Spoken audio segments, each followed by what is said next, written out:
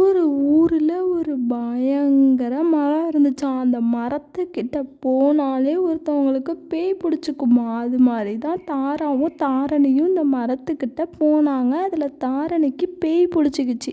அதை தெரியாமையே தாரணி ரியாக்ட் பண்ணிகிட்டு இருந்தாலாம். 2 பேரும் ஃப்ரெண்ட்ஸாம் பேசிட்டு பார்க்கில் விளையாண்டுட்டு இந்த மரத்தடியில் உட்காருவோன்னு உட்கார போனப்போ தான் இது நடந்துச்சாம்.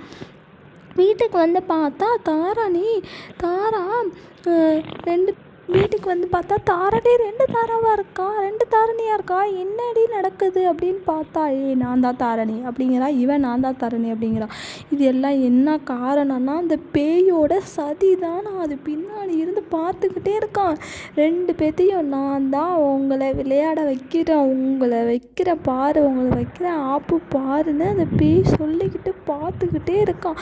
இவன் நான் தான் தாரா, இவன் நான் தான் தாரான்னு சொல்கிறாளாம். கடைசியாக அதுக்கப்புறம் இந்த பேய் பிடிச்சதோடு இந்த தாரா மறுபடியும் தாரணியை கூட்டிக்கிட்டு மரத்துக்கடியில் டெய்லியும் வாக்கிங் போவாங்க. வாக்கிங் போயிட்டு இந்த ஸ்பாட்டுக்கு வருவாங்களாம். வரப்போ இந்த மரத்தடியில் உட்காந்துட்டு இருக்கும்போது இந்த தாரணி என்ன பண்ணாங்கன்னு அப்படின்னா, தாரா என்ன பண்ணியிருப்பா அப்படின்னு நினைக்கிறீங்க? அடுத்த எபிசோடில் போகிறோம். பயங்கரமாக கொடூரமான ஒரு விஷயந்தான் நடந்துச்சு.